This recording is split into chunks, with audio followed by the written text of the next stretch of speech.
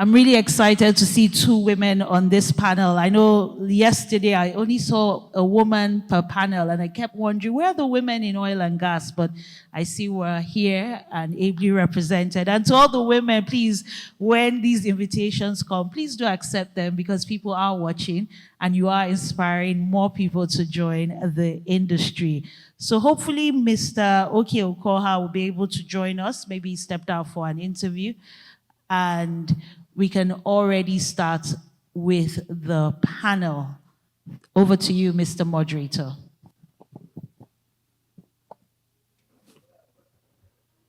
Hello. Okay, thank you very much, the MC, for a very nice introduction. And good morning, ladies and gentlemen. We have had the tone for this panel very ably set. And I must say that Mr. Ukoha has been very elaborate in his description. He's given us a vivid historical underpinning to the concept of energy security.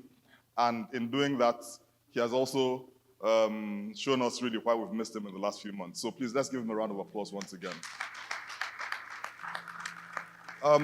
Unfortunately, he just informed me before he stepped out that he will not be part of this panel as he has been called to an assignment now. So I do not know if we will have, it is useful to have an NMDPRA representation on this panel. I do not know if that'll be possible. We'll start, but it's very, very useful to have an NMDPRA representation.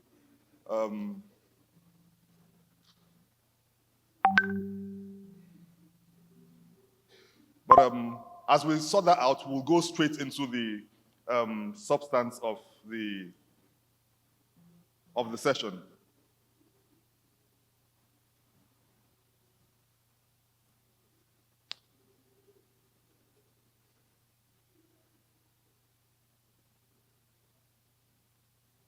Because Mr. Ukoha has given us an important framework, and I'm sure there are useful questions which the audience will have.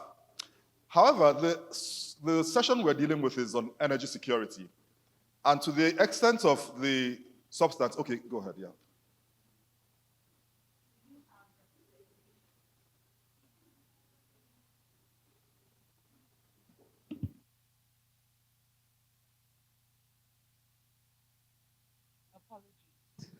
Okay, we can hear me now. Yes, we do have representation, so it gives me great joy to welcome Engineer Cardoso. Please, a warm round of applause. Director, Distribution Systems. Please keep the applause going. And thank you, sir, for obliging us at short notice. We look forward to your impactful contributions.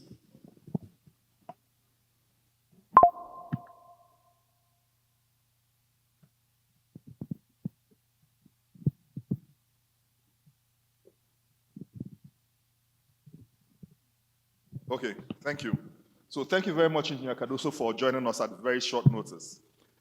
So our discussion this morning will be significantly participatory, and we will just have a few moments to engage with the panelists. And we'll start by, first of all, setting the scene by indicating that energy security, within the context of our discussions in Nigeria, really is represented by a range of the things that have been spoken to by Mr. Ukoha.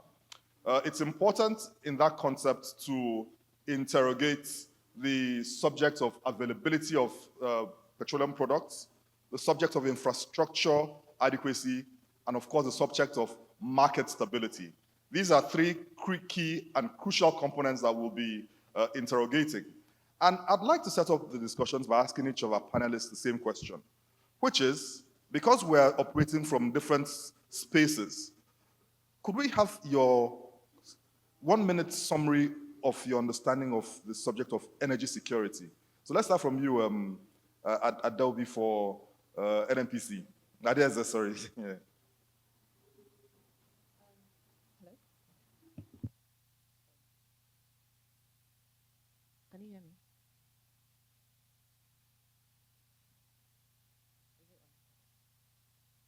For me, can you hear me?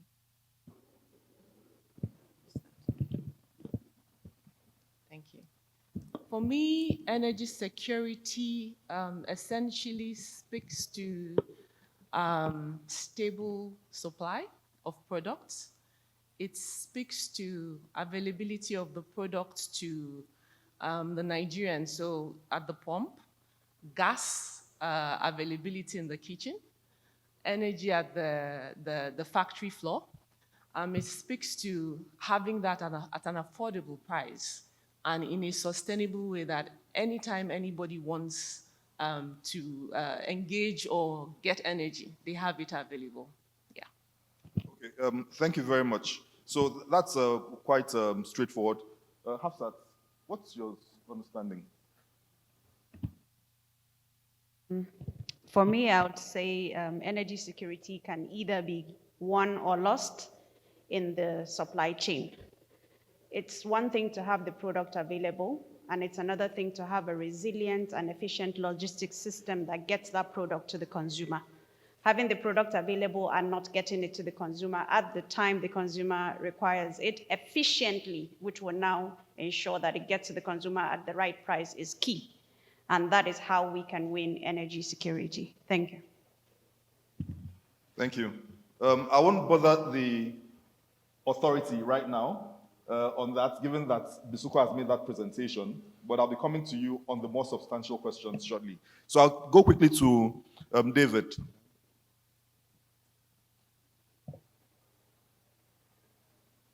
Hello? Hello?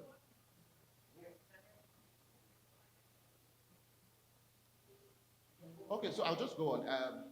I mean, a lot has been said about what energy security is, so I won't, like to overflow it. But the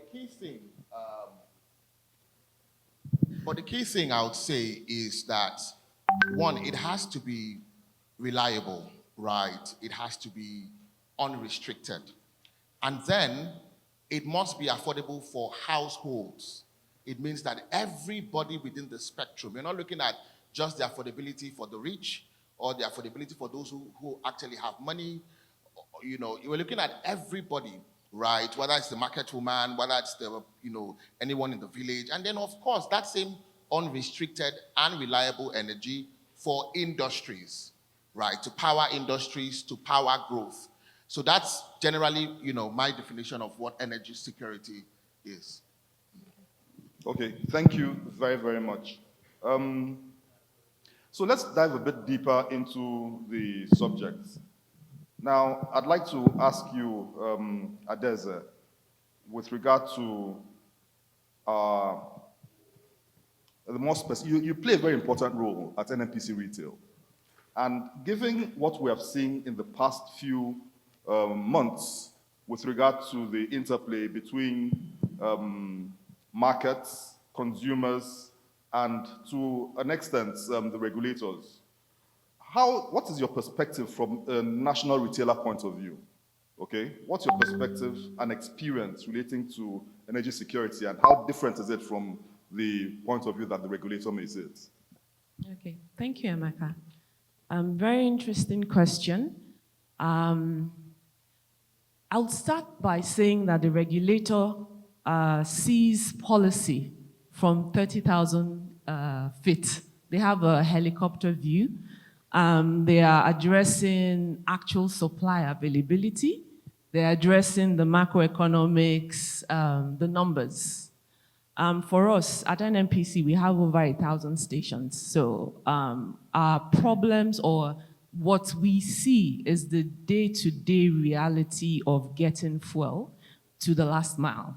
So we're more concerned around the truck come into the station. Do our depots have products?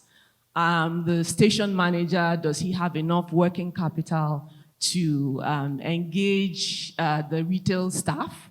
Essentially for us, or for us from where we sit, there's a policy gap in the sense that there's a lot of focus on getting products into the country, having availability of products at the refinery, but there is indeed something that is missing in terms of policy, defining policy for the supply chain, right? Because having products with the supply depot and having products in the refinery without, first of all, ensuring that the pipeline, for instance, the pipeline that will get the product to wherever, it's in order, or that the trucks that you would use to convey the products from refinery or depot to the retail station, or indeed the working capital that the dealer needs to sustainably run the station is in place. If that structure or that framework is not conducive to support the midstream infrastructure,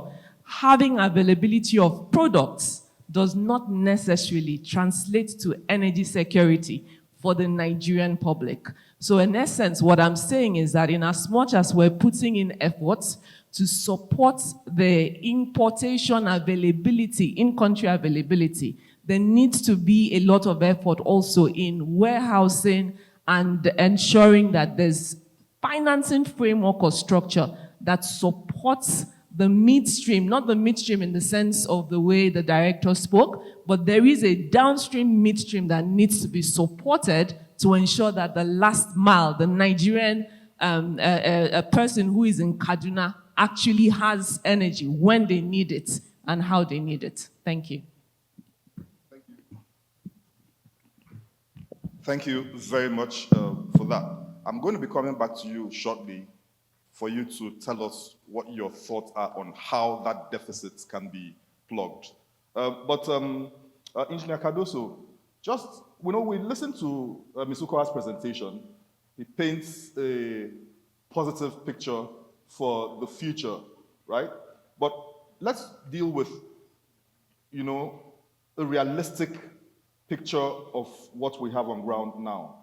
What do you think are the biggest threats to energy security for Nigeria today? Thank you, Mr.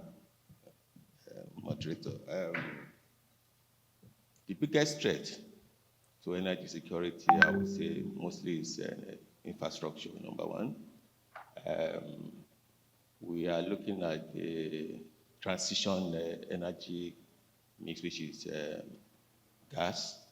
And if you look at what's on ground right now, the infrastructure to make that available is really lacking. You will bear with me that the federal government, since last year, wanted to move into the CNG space. And what is hindering the progress of that is majorly infrastructure deficiency. In the gas space, a lot of infrastructure deficiency. And if you also look at in the liquid side as well, we mostly depend on trucking of our product from one end to the other. If you have a pipeline in space, that will ease the logistic movement. So I would say majorly is infrastructure. That is a major hindrance to energy security. Availability of the product is not really much of an issue. If from what the executive director said, you can see that Dangote refinery is doing quite well.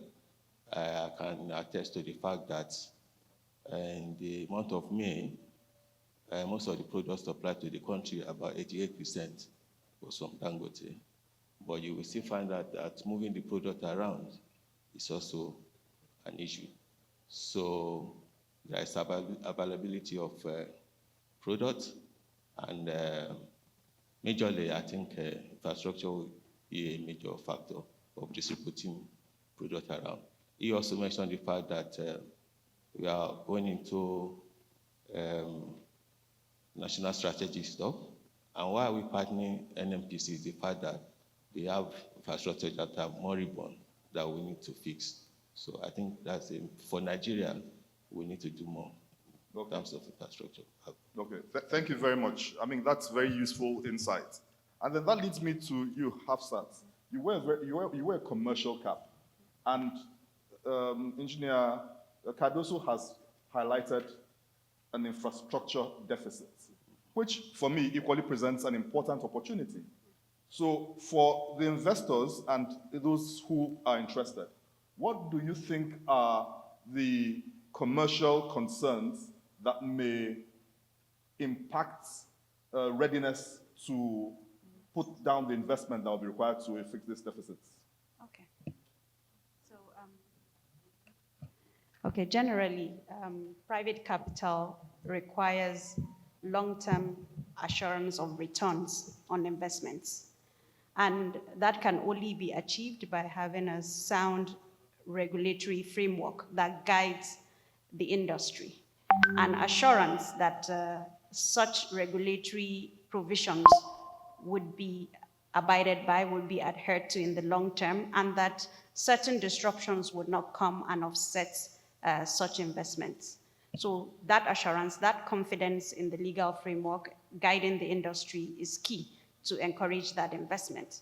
Also, access to finance. Operating in the downstream sector, we all know, is highly capital intensive. Today, just to fund a 20 KT vessel, product cost only is above 30 billion. Talk more of the shipping costs and every other thing that comes with it. Storage costs, logistics costs. He spoke about, Engineer Kado spoke about infrastructure deficit, which we have in pipeline. Today, we are dependent on ground logistics, road logistics, and transporting the product from the coastal area to the hinterland. That is highly capital intensive. Before now, a truck would cost you maybe 15, 20 million. Today, how much would it cost you to buy one truck and put it on the road? So basically, that certainty is key. Access to finance is key at an affordable cost, I would say.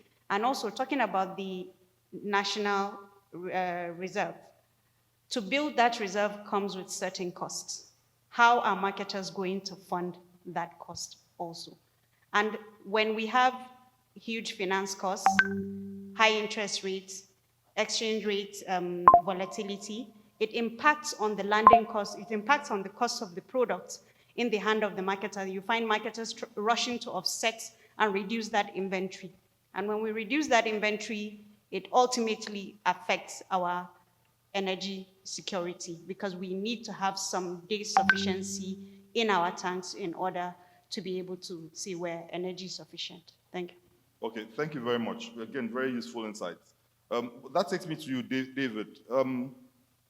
You know, she's highlighted what those broad commercial challenges are. I'd like you to speak a bit from a more legal point of view with regard to legal risks which threaten investment confidence, so that, you know, we want to be able to have a wholesome discussion where we are positive, but at the same time, we are able to point to areas for more action.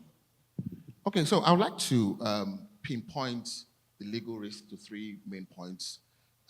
First, we'll look at it from the regulatory, point of view, and then you look at it from the fiscal and contractual point of view, and of course, the enforcement point of view. So I'll start off with the regulatory, issues around that. I mean, when an investor wants to come into any nation, it does its due diligence. Part of the things it looks at is, what's the regulatory framework guiding my investment, right? I want to bring in, millions of dollars into this country. What's the regulator saying? So what are those laws and frameworks around that? And so they're looking at the certainty in regulation. Very, very important. The certainty in regulation, right? Hopefully we bring in this money and there is no, what's it called now? Change in regulation, or, the cost of complying with that regulation becomes very onerous, and all of that. So I'll give a typical example, right? I mean, we are a downstream player, right? And as an example, you have to get import permits, right? The license and all of that, for you to bring in petroleum products into the country. And so you're dealing with the fact that you have a license with you to do that. You proceed to contract with, an international supplier for product. And then you wake up all of a sudden, within a week, and see a letter saying that the license has been revoked. And then you ask, why was it revoked? And then the excuse for the revocation is quite strange. I've seen that in practice very quite recently. Tell us. So I mean, there was one I saw. It said something around a system glitch, right? I mean, that's so. If you've contracted in the millions of dollars, right, and then the very foundation, as an example, for that entire contract, which is the fact that you can import the product, is truncated, then of course nothing works. Not just would you have, I mean, it's not even an issue of just, a trust issue with the supplier, but of course you're going into serious issues contractually. Yeah. Are you going to declare force majeure? Are you going to say the contract is frustrated? I mean, there's a lot of, and this, brings up issues because of course the supplier will ask for claims. So, I mean, there's a lot of that from the regulatory point of view. So, certainty is very, very important. The second is the physical and the contractual stability. You see, there's a reason why we have an organization called ICSID, the International Center for the Settlement of Investment Disputes. It's because there was a time where, investors are going into a country, and then, sometimes the host nation gets into a contract with them, and maybe there's a change in government. And after 2 years, you've invested a lot of money, you've invested resources, and then a change of government comes in, or there's a change, whatever change, even if it's not even the government, even if it's an agency, and then they say, look, we can't continue with you. If you check ICSID caseload, generally, as an example, you realize that a lot of the disputes are with African states, because that's what you see, generally. And so an investor is looking at, if I come into a country and invest, 2027 is here. If I come in, bring all the money, if there's a change in government, as an example, what happens to that investment? That's also something. So we need to look at the fact that we need to be able to tell investors that, look, when you're coming, whether there is a change in government or not, whether there's a change in policy or not, if we are going into a contract with you to supply this, to do this, that stands. That gives them assurance. And then even if there is an issue, how do we enforce? That's the third leg. The enforcement is now a problem, right? I mean, that was really discussed yesterday. I have a background in disputes before I went in-house. So I did a lot of international disputes, ICSID, LCI, and all of that. And when you look at why parties, for instance, would pick London as a seat, it's this kind of issues. The ability to quickly enforce your contracts in Nigeria and move on. But what you see a lot of times is that, of course, which is generally what it is, the delays in courts and all of the other issues. And so this also is what an investor would look at. There's a reason why Singapore is a preferred hub. Singapore currently is a preferred hub for, as an example, arbitration, right? There's a reason for that, because investors know that if they go there, they do business there, and there's an issue, they can enforce their contracts quickly and get it resolved. So these are just, I mean, there are a lot more, but I mean, I will try to, like I said, I pinpoint this into these three main points. Thank you. Okay, thank you very much. A very quick follow-up question, if you can answer in 1 minute.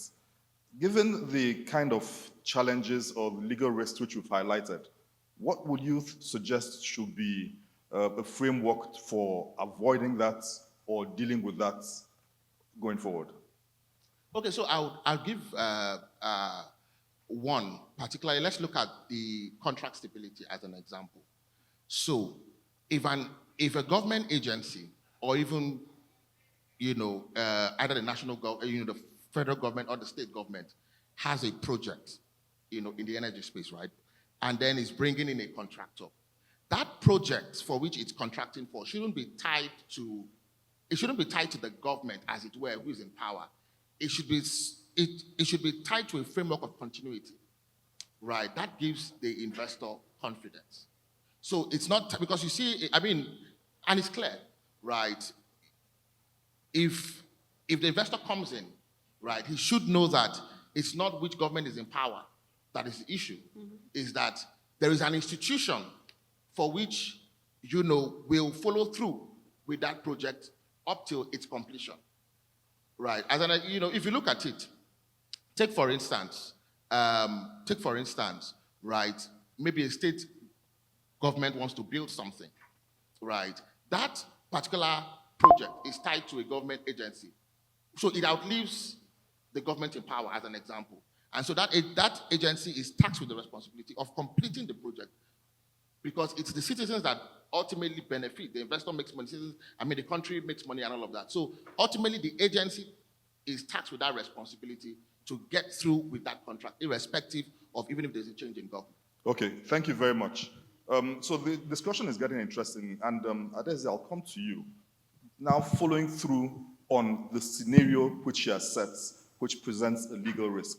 So in your role as a general counsel, and for any other person in the audience here, what would you think should be an approach? So beyond just serving as a broad legal advisor, from a commercial role, from risk management role, what approach do you suggest that general counsel take within this subject of energy security? Okay, thank you, Emeka. I think that in the context of energy security, any GC who purely looks at what they do now as legal is sort of running behind the curveball, because where you sit as a GC, there's an intersection between law, commercial strategy, regulatory engagement, and to a large extent, risk management. So as a GC, this type of forum, when it comes to regulatory shaping, this type of forum, the regulator puts out the policy. The regulator knows what they know, not from a practitioner point of view, but you're the person in-house who understands what's going on, who understands how what you're doing is affected by the policy that is put in place. So one of the first things I think we should be doing as GCs is to be at the forefront of engaging people like NMDPRA, DPR, in terms of what the policies are, how they affect us, how they can be better, how they can be sharpened, to ensure that we have a more efficient industry that is working. Secondly, from a commercial point of view, we sit on top of contracts, the supply contracts, we sit on top of the offtake agreements. Not only are we ensuring that in those contracts, the way we do the risk allocation is somewhat something that ensures that your supply chain is not under duress, but you also must insist that you're in the room when the negotiations are happening, and you're just not a rubber stamp at the end of the transaction. And then the last thing is, I think, being governance conscience. You're the conscience, so to speak, of the company, especially in the industry that we run. We have very razor-thin margins, so the pressure to compromise or cut corners in terms of quality, safety, compliance is very big.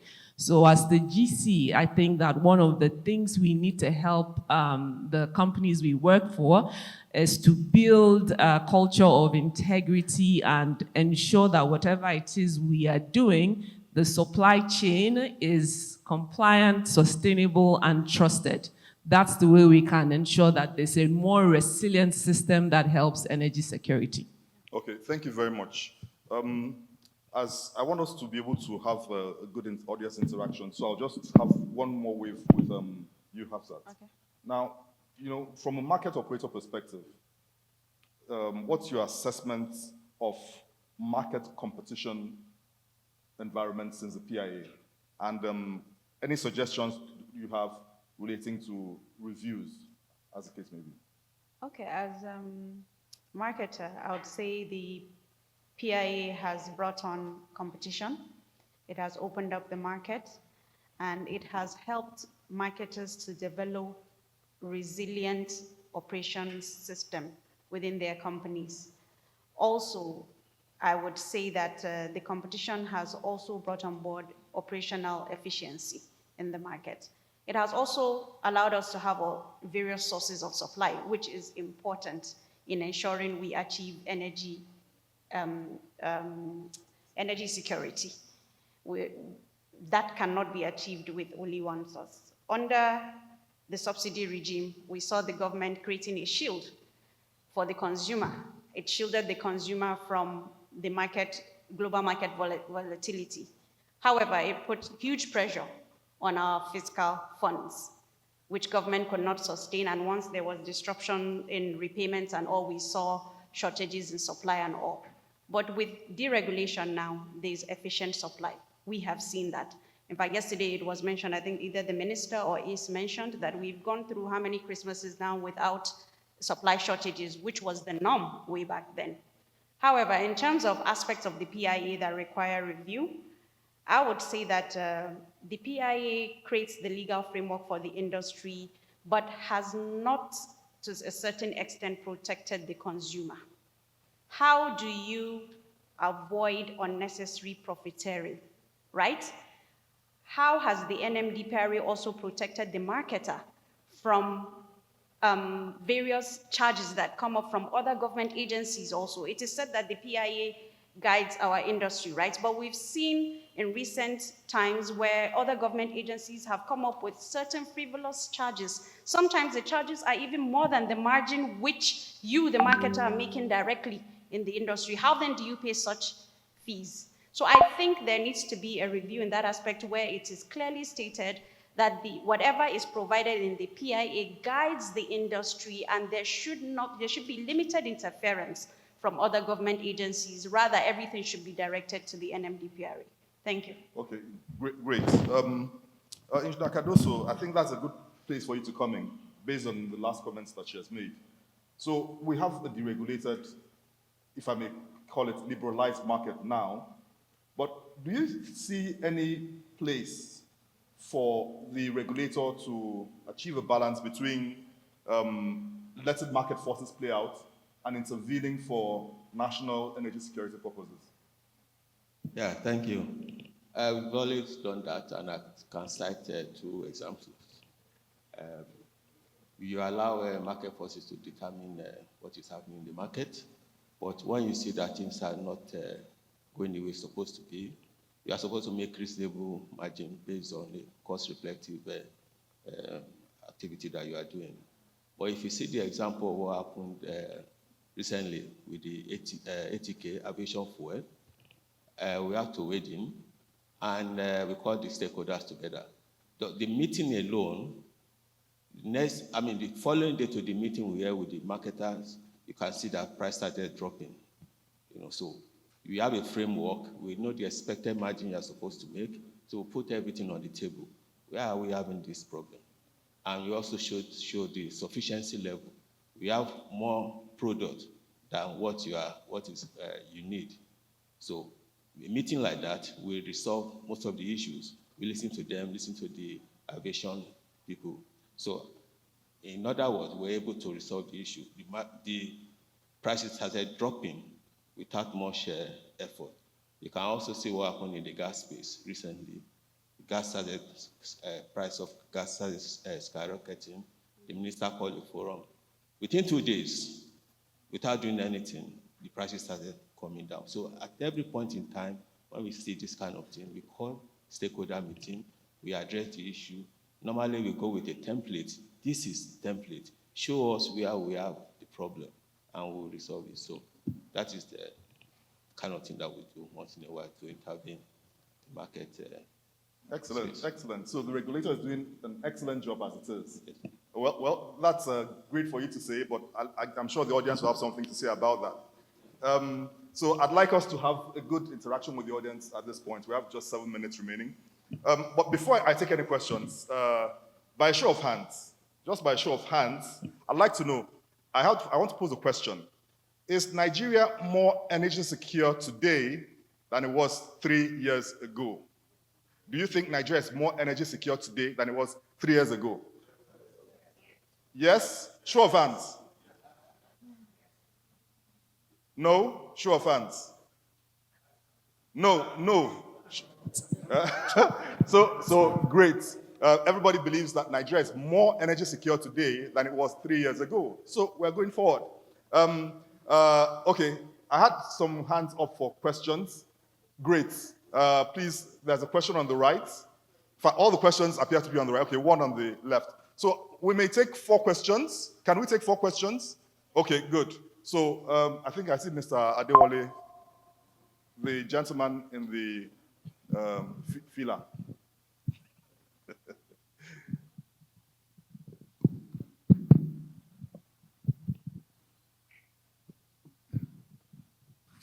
Good morning, ladies and gentlemen.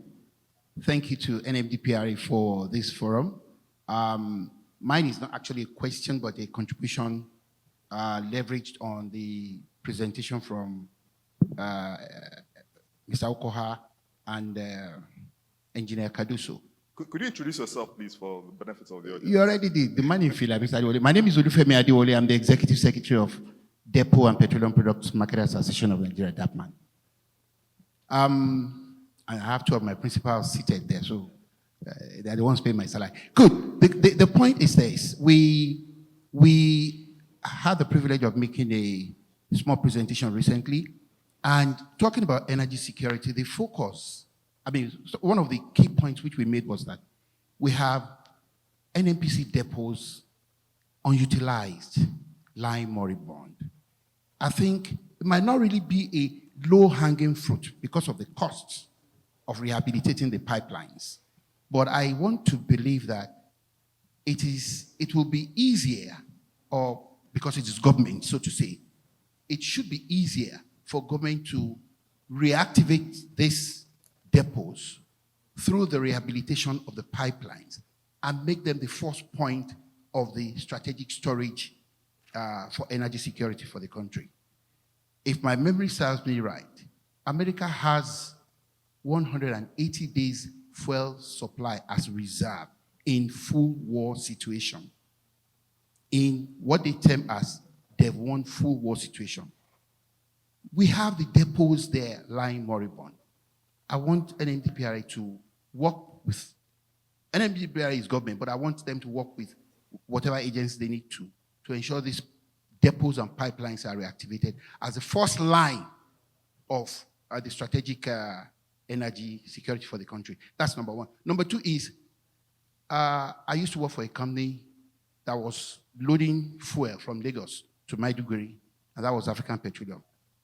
We can reduce the pressure on our roads by adopting rail. I went to my home state, Ekiti, some time ago. I did the recording and I sent it to the ears of Meman. Within the space of 12 minutes, I counted 180 fuel-laden trucks moving on the roads to the north. This is a pressure that we can save our roads, our infrastructure, by ensuring the rail aspect is brought up. That's my contribution. Thank you very much. Okay, thank you very much. 3 more questions. Okay, the gentleman directly behind him, yes. And then later on, the gentleman at the back. Good morning, everybody. My name is Abeke Nikiomari from FCCPC. It's one thing for energy to be sufficient, for us to have accessible energy. It's another thing for the energy to be qualitative too. I remember I heard just once the issue of quality products being mentioned on the platform in the course of the discussion. Consumers pay for these products. How do we ensure that consumers actually get value for the products they eventually pay for?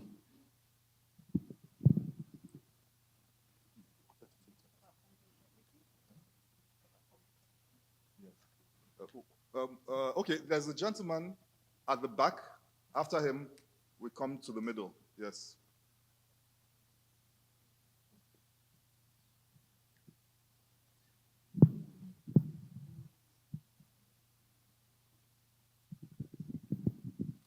Good morning.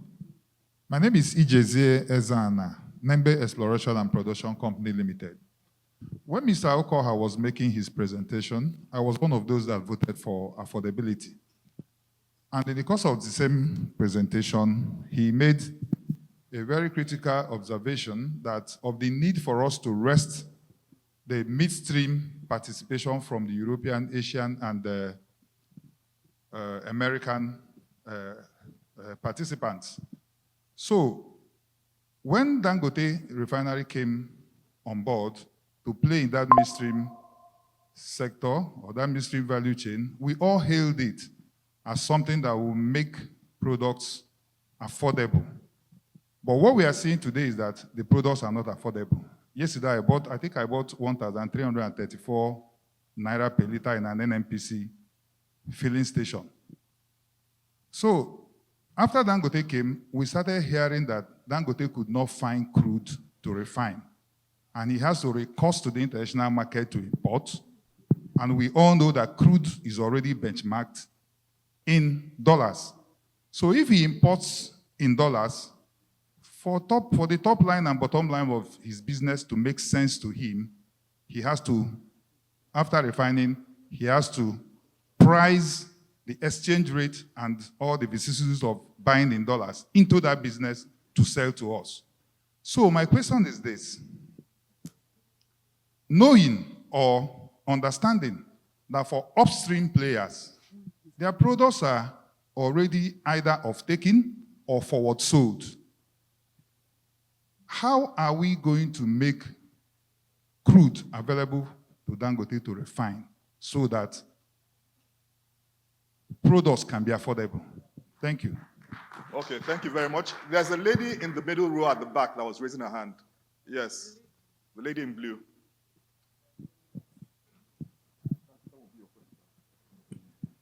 Good afternoon. Mariano Kerike from Trade Grid.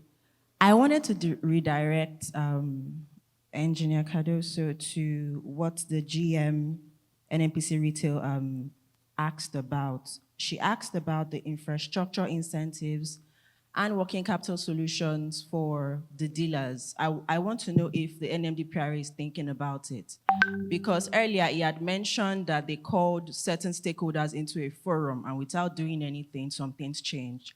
We want to know if these things would be codified, put into a guidelines, things that would help independent marketers or dealers to access finance or supply financing for their businesses.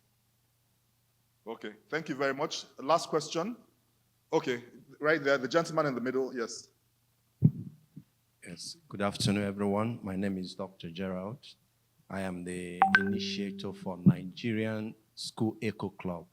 So my comments this afternoon and question may deviate a bit, but I think it's important. So I thank you for all you do to keep us safe energy-wise. But however, I feel that compliance also has to do with ESG. How are you connected with the grassroots in your profit making? Because we come here with suit and ties and talk about how to profiteer from the community, take. Yet the children that we have in these communities who we teach energy security, climate change, environment, how are you connected? Because they want to do some event annually, and we write to DPR, NNPC. You know what they do? Your letters are never found anywhere, the authorities dumped somewhere. So how are you connecting where we are looking at energy security, connecting with the grassroots, the children who happen to be the future leaders of tomorrow? Okay, thank you very much. Thank you very much for the questions. We request, we'll have, our time is up yet, but excellent. Okay, thank you very much. So, very quickly, we'll take the questions. There are 4 questions and interventions. I'll come to the regulator last, but an important question was related to quality of the deliverables from the marketers. And I think I'd give each of us an opportunity to respond to that because it speaks directly to what the operators are responsible for. So starting with you, David. Okay, so I mean, quality control. I wouldn't say I'm not in that department, definitely, to know how it goes for Eterna. But what I do know is that firstly, the regulator sets the standards on the specification of the products. And that standard is clear. And so it then becomes important that we follow through that. And of course, they also enforce those standards. That is one. 2, on our own end, I know that we at the depot, we are very, very we put in what's it called now, strategies to ensure that our products at the storage depots, right, are not adulterated. They're not mixed. There are no issues that would affect its quality and standard. That's very, very clear.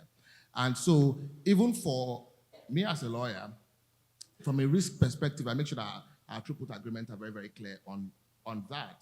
We're very clear. Your storage depot, if we are going to throughput with you, we're going to store our products with you, the storage depots have to be clean, they have to be contamination-free, they have to, such that you don't, maybe there was base oil before and then you go and put PMS into that same tank or something like that, So, we put that in place. And then, the most important place anyway is when it finally gets to the retail outlets, right? Sometimes a lot of things go into that mix. So we put in those quality controls, right? Very, very important. Like I said, I may not be able to give you all of that because, that's probably an operational question. But I know that in the meetings I attend, right, where we discuss all of this, those processes are there to ensure that once the PMS or AG or whatever is dispensed, what you get value for is actually quality. Yeah. But just to reiterate, it all boils down to the regulator and how enforcement, that's the key thing, right? Everybody wants to profit. Some people want to cut corners. So it's how decisive the regulator is, right? That is important. So, there are other strategies. For instance, I know that there was a time, maybe they still do it now, I'm not sure, but where NMDPRA goes to stations to inspect, maybe there's a field team that goes out to check quality, and all of that. For a downstream player, you also want to have a good brand reputation. It's important. You don't want people to say, oh, if I buy petrol at X station or Y station, there is usually actually a bad product or something of that nature, or maybe I get less value for what I purchase. So even at that, from a brand perspective, we look at it and say, look, we have a brand to protect. So all our internal control systems, our quality checks has to be done. If it means taking those products to the lab for testing, if it means ensuring that wherever we store them is clean and contamination free, we do that just to make sure that the products that the consumers are paying for, because it's hard-earned money. Nobody wants to pay for something and get less of the quality of what they pay for. So that's sort of, what we do. I don't know if my colleague has, because she's an operations woman, so she'll probably... Yes, I'll come to that shortly. So, NNPC probably has the highest network of retail stations around, so you have something to say on that. Okay, thank you. I think for us it's culture. We're very clear that we're a customer-focused organization, so building the culture of quality assurance is very key. A lot of money is invested in HSC in ensuring the quality we receive is the right quality, the quality we transmit through our midstream, that's the trucking system, is the right quality, the quality at the retail station is the right quality, but most especially the people who work in the company understanding and working towards sustaining that culture of quality, because ultimately the station footprint is a testament to what it is you give to the customer. When you say you're selling 1 liter for 1 liter, you're selling 1 liter for 1 liter. When you come into our station, you're sure that you're getting the quality that you've paid for. But it's in addition to what you said about the regulator, we take it very seriously, that we support whatever the regulator is doing by ensuring that we are selling what we say we sell, and we're selling what is purchased, that is the SON certified product quality. Thank you. Okay, thank you very much. Hafsat, you may want to make any comments on that. Yes, a lot has been said. Okay, a lot has been said already on this, and the gentleman, I think, specifically made mention to getting value for what the customer is buying, right? And getting value for that is all has to do with ensuring that a liter is a liter. On a daily basis in our retail outlets, we ensure that pump integrity tests are carried out. Zero tolerance for anything other than dispensing a liter as a liter. So I think sanctions that are being imposed by NMDPRA, because NMDPRA carries out regular checks and they impose sanctions, they seal stations where they carry out pump integrity tests and they discover otherwise. So the same reflects in our own system. A lot of us marketers, especially in Shafa, we have designed our systems and processes to mirror what the regulatory agency requires. And that is key. For us, pump integrity, reliability, we're customer focused, and these are terms based on which we have designed our core values in the company. So zero tolerance and sanctions being imposed where you discover otherwise. So with that, we ensure that the customer gets value for what he purchases. Thank you. Okay, thank you very much. So obviously, all our marketers are doing an excellent job of ensuring that there's great quality and the quantity is right. So where then is the problem coming from? Engineer Cardoso, could you assist us with regard to that? And then, of course, the questions which were targeted at you. One is the question of what steps will you take to reactivate moribund depots across the country for the strategic stocks? And the other is, how will you ensure crude oil is made more available to the Dangote refinery and other refineries? And then, of course, how can interventions which you have made reference to be codified to even avoid these challenges arising? Thank you. In terms of getting value for what you paid for, that is part of our core mandate to ensure that stations are not under dispensing, number one, and also that we need to assure quality assurance. So our people go, just like it has been mentioned, they carry out surveillance every day, and there are mandates for our officers and what they need to do daily. And we track those surveillance on a daily basis. And we give feedback to our regional offices, state offices, to let them know where we have issues, where we have problems. So in terms of quality assurance, before any product gets out of the depot, there are checks that needs to be done to make sure that quality products are getting to designated filling stations. And when we also go for surveillance as well, we carry out minimal checks on quality, using water paste and some other things to check that water ingress are not in the stations. So, and the other question on crude oil, moribund, okay. Let me take the crude oil since it came to my head immediately. So, Dangote refinery is sited in free trade zone. So basically, they have export capacity as well as supplying the in-country. So for their entire operations, they are supposed to source crude anywhere they can get it. And in Nigeria also, for them to get crude, it's on the basis of willing buyer, willing seller. So they are supposed to go to the upstream stakeholders and see what they can get. But the federal government, in order for the populace to benefit from the Dangote refinery and in terms of what it was asking for affordability, set up an initiative called the Crude for Naira Initiative. So the Crude for Naira Initiative is really to assist Dangote such that NNPC will give him crude and it will pay in Naira. So most of the product coming in country from Dangote is expected to come from the Crude to Naira Initiative. So, and that has been working since 2024. And every month we try and reconcile what we are giving to him and what is coming into the market. And I share most of the meetings on a monthly basis.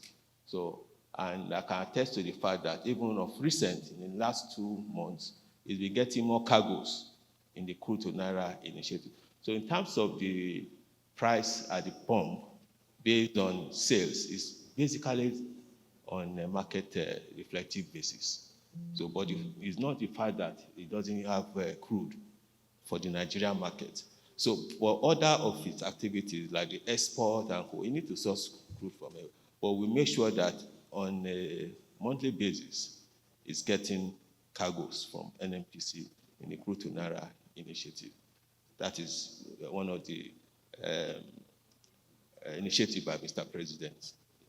It's working, though it's tight for NNPC because it's the share of their own crude they are giving, but they have to follow the presidential directive on that, which is working perfectly for now.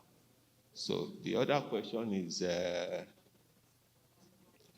okay, yeah, I mentioned it before that you are going into national strategic stock, and we are in an advanced stage of that. So we are in discussion with NNPC. In fact, we are going to have a meeting very soon on it. It's just to make sure that some of those depots are reactivated and put to use. So it's in the works, and I can assure that because if going into national strategic stock involves a lot of funds, so but if we partner with people that have existing facility, even though we need to reactivate it, I think it will go a long way for the country. So it's something that you cannot even afford not to work with NNPC. If not, you go to the private people and you have to start negotiating for throughput and all that. But being a government-to-government agency, it is more easy to start from them. Okay.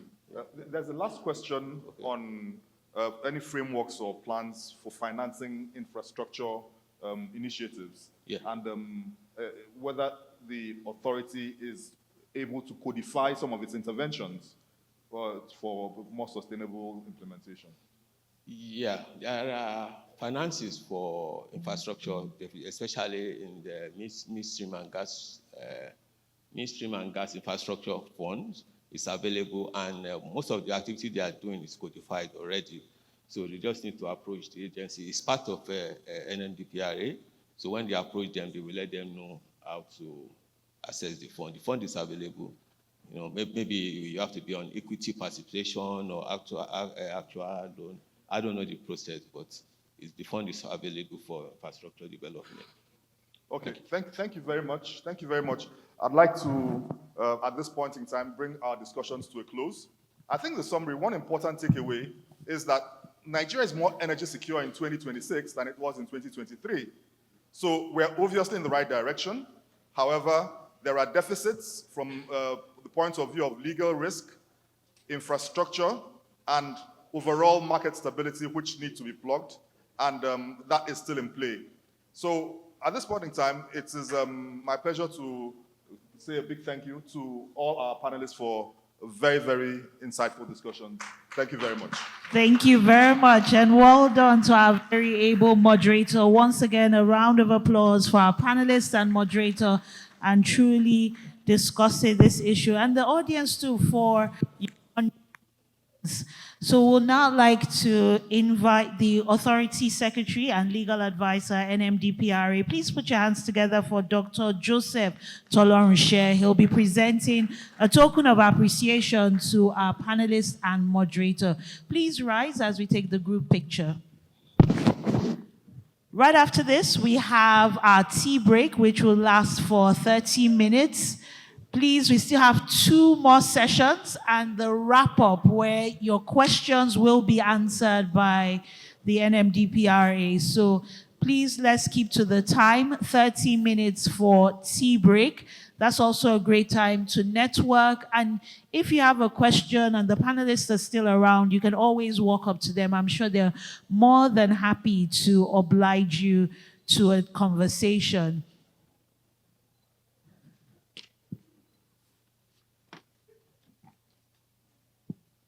When we return from tea break, we're going to be having the midstream session, which will look at advancing Nigeria's midstream potential, legal, regulatory, and commercial imperatives in transportation, refining, and processing. And then our final session for today, which is the 3rd session, we'll look at from mandate to impact, implementing the PIA's host community development framework across Nigeria's midstream petroleum value chain. I know this topic on the host community has come up several times yesterday as well as today. So this is your reason and your cue to stay with us till the very end. And after the 3rd session, we'll definitely have Q&A. It's going to be interactive. It's a safe space no questions, no holds barred. So please come with your questions. Every question is definitely allowed. Once again, please put your hands together for our amazing panelists and moderator. And thank you so much.